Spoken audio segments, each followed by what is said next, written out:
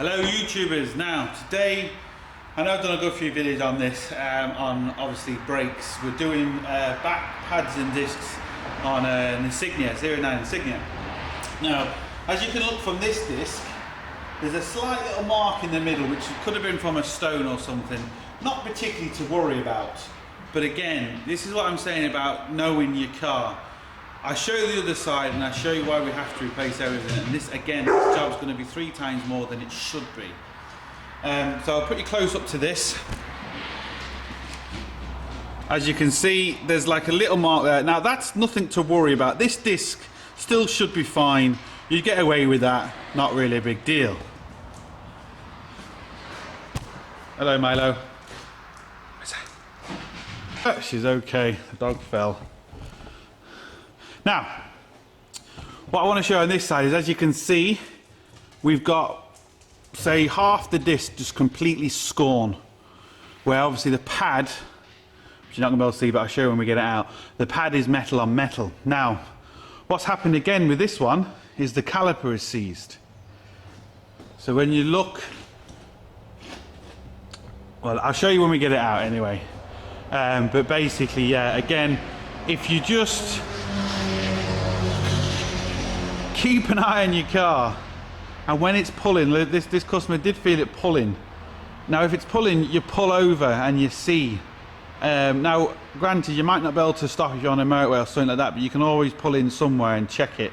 Because when it starts happening, if you are close to garage, or even, you know, in a few hours, you can get it to a place and you can get it looked at, where you might only need a caliper and pads rather than discs. Because for this particular car, these discs aren't cheap, you know, and so yeah, so what we're going to do is we're going to strip this and we're going to see. As you can see, this is the caliper. This is the one that's giving us problems. Now what I'm going to do for the minute is I'm just going to take it off and leave it connected and just do the brakes for the time being, and then obviously calipers last. Now with this caliper, because it's the back one, obviously you got the handbrake cable. Now depending on your car, some handbrake cables work off the calipers, some don't. Some work off a shoe inside the discs. But anyway, this one happens to work off your caliper. It's easy enough to do, and this is obviously your brake line. So the first thing we need to do is take off, or even at least loosen the nuts. And it's a 15mm and a 13mm, and it's best to loosen both of them first, if you can, and that is tight.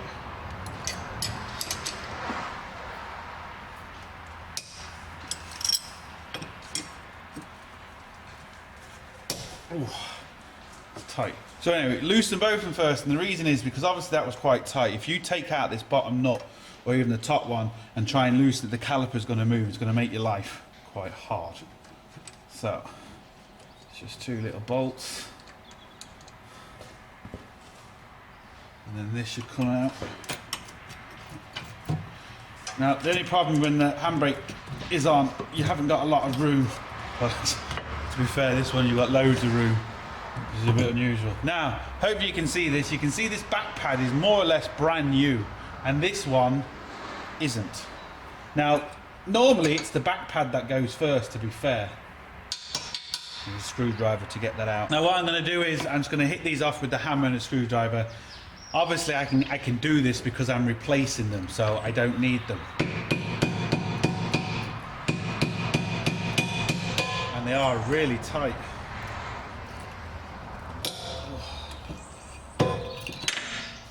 Now, as you can see, well, that pad, you can see that even though it looks good, it's gone all hard. It's just no good. It's just basically kind of gone, not so much rusty because they can't, but it's just, as you can see, it's all pitted. It's all pitted, it's no good anyway. And this one is going to be harder to get off. No, got it.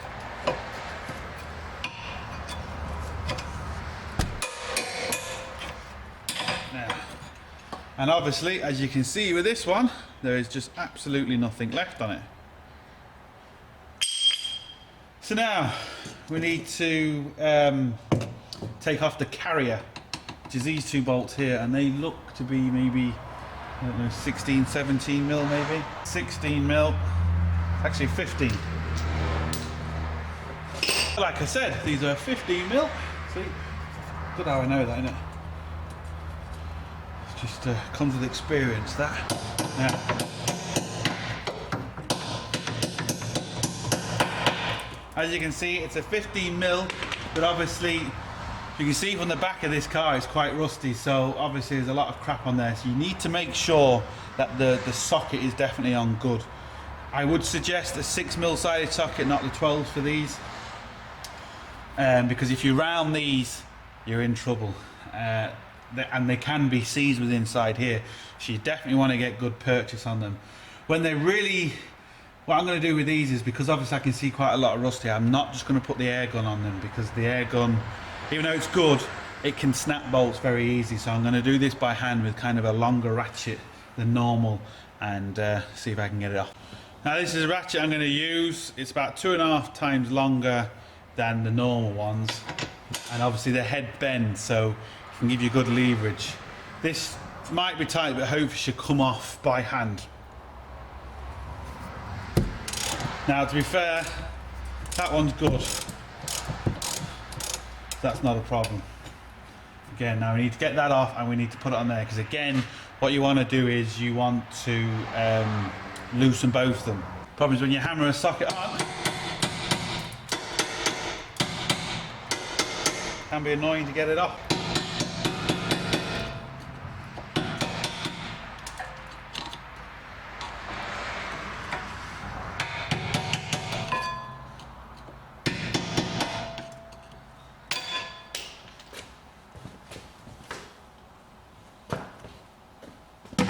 Now it's off, and as you can see from this one, we're having a problem because the actual the back arm bolt is stopping me getting it on, so I'm going to have to use spanners, and hopefully they work. So I'm going to have a 15mm spanner and a 17mm spanner for extra leverage. And again, same again, this is just all rusty on. I'm going to put that on, and I'm going to put the 17mm on just for extra leverage, and hopefully this comes off without slipping. This one is a lot tighter.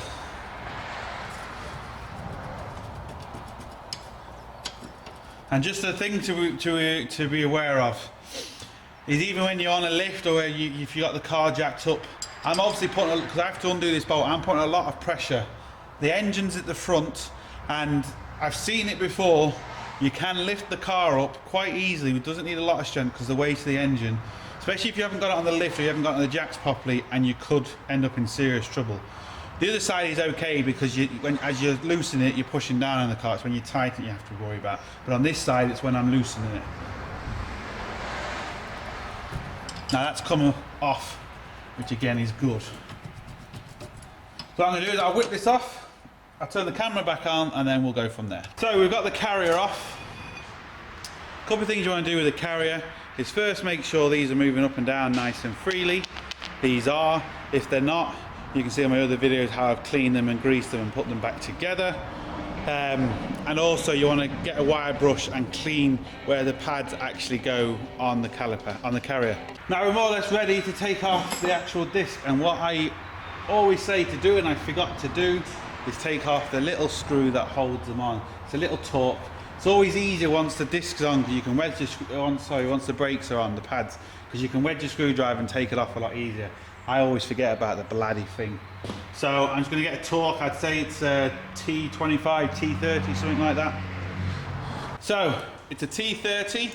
Hopefully I can get it off by doing this. If not, I'll have to maybe do something else. It might not be too tight actually. Oh, it wasn't actually too bad.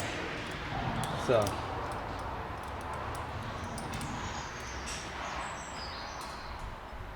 that's off. Now get the trusty knockometer and hit it.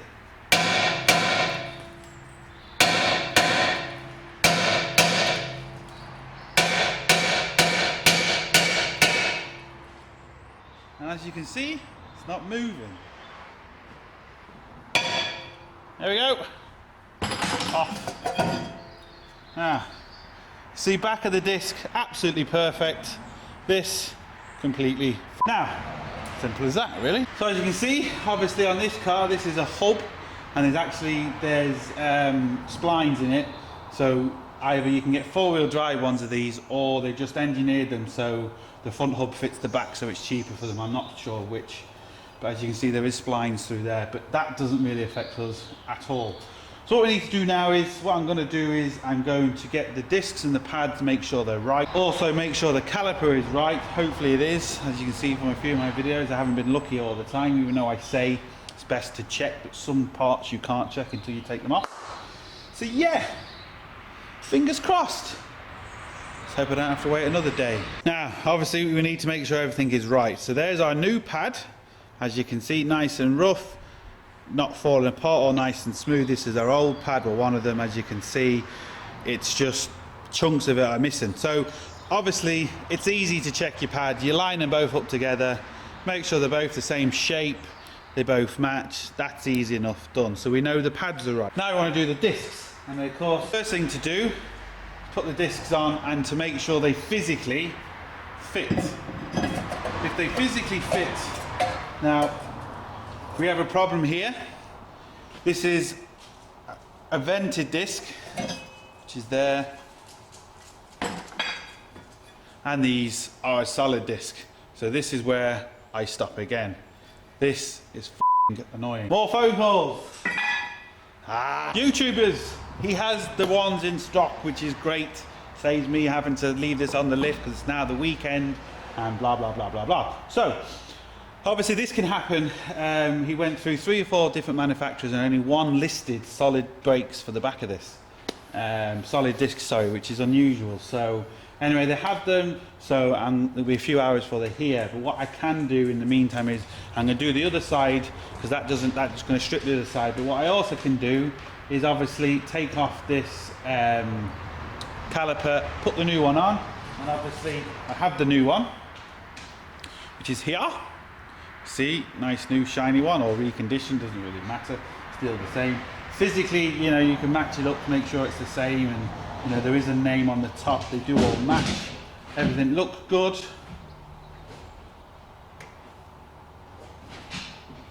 Or does it?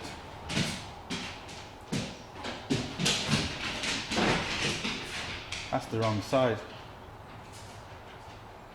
It says right. The thing is, this seems to be put... Right, I'm going to have to figure this out. I'm not sure what's going on here. This looks to be wrong. Great. I'll turn the camera back on when I figure this out. I figured it out. Don't ask me how this has happened. Some tit who made this has put the wrong bracket on. It's the right hand brake caliper, but it's the left hand bracket. And what I mean by that is, as you can see, the handbrake cable comes in, which comes in through this hole, and as it pulls tight, it pulls this together. So it basically squeezes that together, which gives you your handbrake. But as you can see, the holes are the wrong way round compared to here. So what I'm going to have to do is, because obviously I'm not going to get another caliper, I'm going to have to just take off the back of this, which is just 2 bolts, and swap it with that one. That will work. Still a new caliper, just the old bracket. Frustrating, shouldn't have to do that way, but hey, what a nightmare. So anyway, before I just... I'm not going to say it. Right, let's take the caliper off and hopefully continue. First thing I'm going to do is I'm going to clamp this flexible hose just here with these plastic crimps, because obviously if I just undo the bolt here, all the fluid's going to come out. Then you have to bleed all the brakes, and it's annoying and it's messy. So basically they don't damage the pipe, and they've got a little lock on here which you slide down, so it just stops all the fluid from coming out. So literally you just put it on, slide the lock across, you can see I'm doing that, like that. That is now on, it's crimped. I can undo this, looks like a 13mm, Bob's your uncle. Sorted! It's not a 13mm. See, I told you it wasn't. Last time I listened to you, it's an 11mm. Looks can be deceiving. Now to be fair also, this is normally a lot easier just to crack this and loosen it once the caliper is on, because the caliper can't move.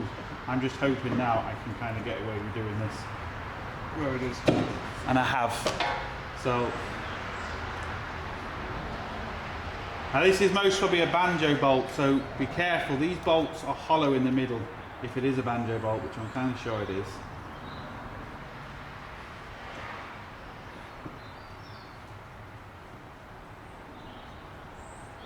Right, so basically you've got 2 washers either side of this, and they're not ordinary washers, they're brass washers. You put ordinary washers on, it will leak. And in the middle, you can see that, I can't put it down anymore, but the bolt is hollowed out in the middle. The fluid comes through the cable, through the bolt, and then through into the caliper. So especially when you tighten these, you can snap these very easily, so you don't need to tighten these hard. But you obviously do need to tighten them hard, but you don't need to really crimp. And as you can see, there's no fluid leaking out of that. So that's obviously stopping all through. We can leave that there, we're not going to damage anything. Now what I would normally do next is obviously just disconnect this here by getting a bar and just wedging it and pulling it out, but blah blah blah, we don't need to do that because we can't. So what I'm going to have to do is take the bracket off. Now you've got a bolt through the middle and you've got this little torque bolt at the bottom, so that does look like God, I'm right. So again, this, just wedge it if you can. Obviously it's going to take the slack up from there. Now all the fluid run down my arm, lovely. That's what you want. Lovely brake fluid. People don't realise this is what happens with cars. Some days I just wish I never bothered getting out of bed. It's never straightforward. Now, so that's coming off, and I'm going to try and take off the torque. It's maybe a T27. T25 maybe. That's a T27. Well, I'm getting good. Now, this is very, very tight. Just want to make sure. It's actually a T30. So there we go. That's how good I am. So I need to make sure this doesn't obviously round. I got it. Now I'm hoping this is going to work. I'm not 100% sure this is going to work. I'm just hoping it is.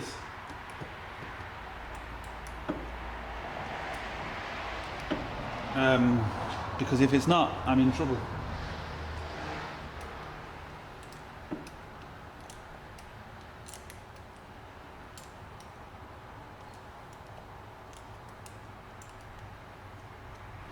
Now that's off. This should now just pull off, and it shouldn't, because the bracket's holding itself. There is a big spring here, so when you pull the handbrake and release it, the spring releases the brake. But because I'm taking the whole thing off, it shouldn't just pop out. It should just come off. It might need a bit of a wiggle, but it should. If I can get it in a good place. Which I can't. So again, be careful here. I'm just going to lightly tap it with the hammer to see if I can loosen it. Come in. So the middle of it is on, the big bolt that I took off the middle, the 13 mil, it's on splines. So you have to be careful. I'm just hoping it's the same fitment. It's going to fit my new caliper, because it might not. Just have to be careful here.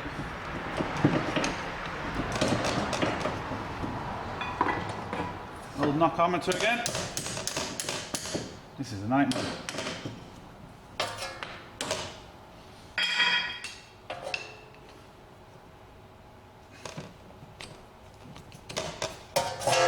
Nowhere to hold this.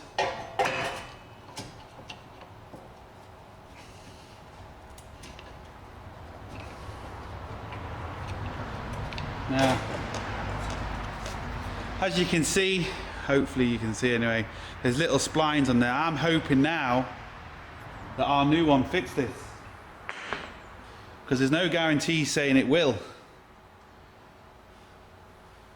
So what I'm going to do is just obviously off camera, there's no point in me showing, I'm just going to undo that bolt and undo that, the same as what I did on the other one, and see if it fits across. Hopefully it does. Now as you can see, I took it off, it all looks the same, but whether it's going to work, we'll know in a couple of seconds. This is going to be hard to get it through now and all lined up, because obviously it's spring loaded. So I might just disconnect the handbrake cable side of things now to make it a bit easier for me.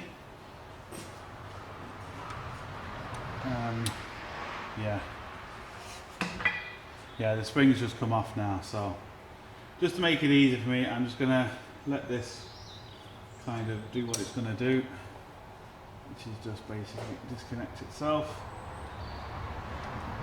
I'm going to do that now. Right, so spring's off. I'm just pushing out this. So I just disconnected it, and I'm going to try and put it together separately, and hopefully it's going to work for me. First thing to do is put on, this one goes right over the top of this rubber. Make sure the rubber's all the way down. Hopefully you can see this, I'm sorry if you can't see it, it's kind of... Right, does the hole line up? Well, that's the first sign, the hole line's up. I'm going to put the new bolt in. This is annoying to say the least.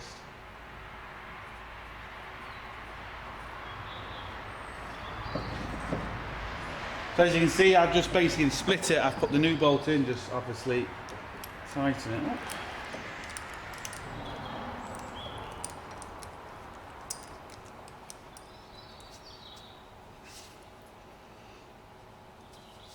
Give it a good squeeze. Now, we can always squeeze it properly once it's actually hooked up properly. Now, what I need to do is I need to get this spring on first, because obviously I'm not going to be able to fight against the spring. It's going to be hard enough to do it. So let's get the spring lined up. It goes underneath there, clips in and around, just like that. It's behaving itself. And the best thing for me to do is I'm just going to put this spring on, and I'll turn the camera back on and I'll show you it once it's done. There could be a lot of swearing. Now YouTubers, we've been lucky. It's worked.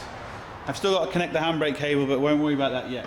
Now, before I get people saying, oh, you're wrong, you've got the wrong side caliper and all that shit, you know the people who know, I think they know what they're talking about and they don't. We've got the right side caliper because the bleed nipple is at the top. The bleed nipple is at the bottom, that's where you know you got it wrong. And the brake line can only go in one way, and it's got a square edge, and this one's rounded. And you can see that, it's a square, hopefully it's coming through, there's a square edge there. So I know I've got the right hand caliper. It's just someone's put the left hand connection on the back. And it's even marked right hand connection on the back of it, but I know, I can see from the other one, it's wrong, it's wrong. It's just fucking wrong. So we've got away with that, we're lucky. It means I can give the car back today at least. I don't have to, you know, wait another few more days and all the crap that goes along with it. This is what happens with some, even new parts. This is just what happens, and you have to just figure it out and try and get around it. We were lucky at this stage. Sometimes you can't, sometimes you can. But anyway, so what I'm going to do is I'm not going to do any more now until I get the new discs, which obviously for you it'd be just like that. But for me, I'm going to have to wait. Anyway, so yeah, always the easy ones turn out to be a nightmare. Yes, we got them. Now, 2 or 3 hours later, but anyway, we got them. So basically all I've done is I've just put the disc on, I've put the bolt through it, I've given it a bit of a wipe, because what happens on discs is it's like oily stuff that comes on them just to stop them from rusting. And I've put on the carrier. Now, so we're basically ready to put the discs in, put the pads in, and put the caliper on. Now this particular caliper, because there's a banjo bolt on it, I can put the caliper on first and then put the bolt on top. The ones that screw into caliper, you have to screw the caliper around. I've done a video on that, so you'll see it. And also, this is a wind back piston. I've also done a video on how to wind them back, so there's no point in me showing you that because this one's wind back already. So there's a little video on that, it's only a few minutes long. So yeah, we're ready to put the pads in now. So all we need is the pads. and some copper grease. And like you see on all my videos, I like to just do the edges first. You can put a little bit in there, doesn't really matter, but I like doing it. All in there.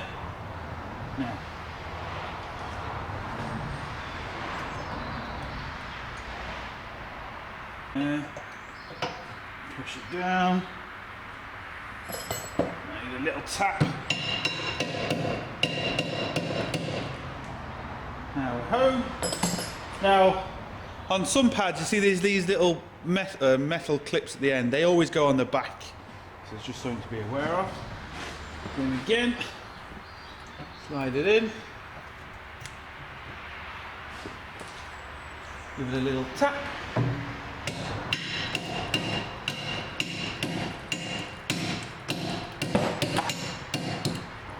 Sorry YouTubers, I've lost my train of thought because I keep getting disturbed. People coming in wanting work doing. What do they think this is, a garage? Anyway, so what I'm going to do now is, obviously now it's in, I'm just going to basically pop a load of copper grease on both sides, just stop it from squealing.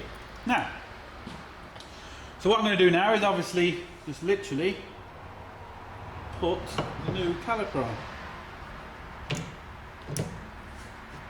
which is as simple as that. Now obviously I'm just going to put the two bolts in, two 13mm bolts.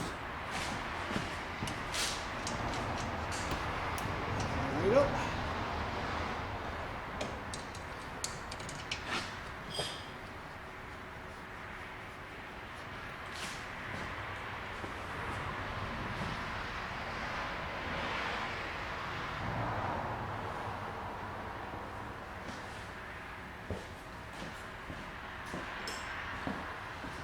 So I'm going to hold the 15mm at the back of it and obviously just screw the 13mm in.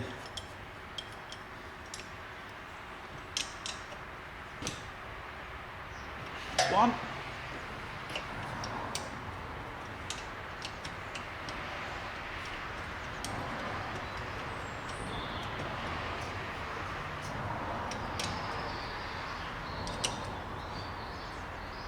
And that's two. Now, a few ways of doing the next thing. What I'm going to do first is I'm going to put the handbrake cable on. So literally you can get anything you need basically to wedge this up. And as you can see, I can lift it up by hand. But as I do that, I need to pull out, you can see that, pull out the handbrake cable. Well actually, there we go. Well, sometimes that doesn't do that. That's worked. Anyway, so you can literally see, I can't do it now. I pulled out the handbrake cable and just put it in around. It's easy to do that when the brake is on because it's not moving all over the place. Then the next thing is you get a little grommet, which is where the actual banjo bolt goes through. And like I said, it's easy to do this now where it's on the car. Some calipers that you can see in my other videos, you can't do this, but this particular one you can. So that can now be screwed in, and you have to make sure it's straight because otherwise it won't pass through and it will leak. That's nice and level. It's gone through. You also need to make sure the two washers, the two copper washers are on it. And what was that, 11mm, was it?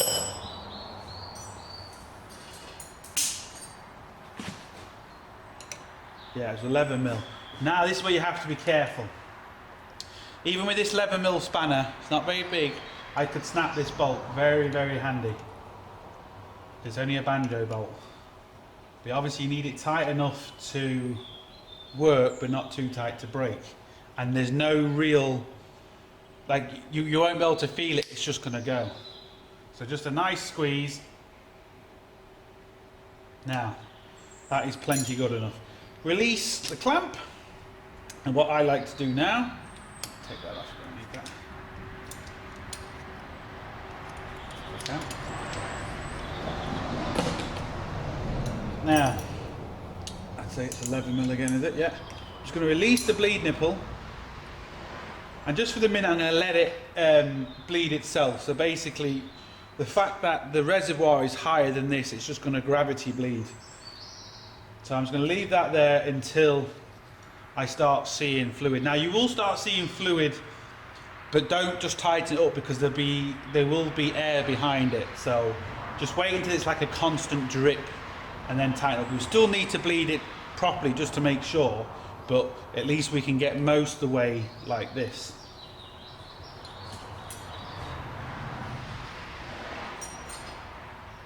So I'm just literally now going to wait until that does, and then I will turn the camera back on and we'll finish it off. Now YouTubers, that has obviously started pissing out fluid and stuff, so I'm going to bleed it now. I've done another video on how to bleed them, so there's no point in me putting the bleeding part in every single video because I've done a video on that anyway. So look, all I got to do now is obviously put on the wheel. You know, obviously it's just a good thing to make sure everything still turns, which it does, which is obviously good. So yeah, we got there in the end. Bit of a nightmare, but we got there. So I hope this helps. Thumbs up and subscribe, and don't forget to get your hands dirty. See you for the next one.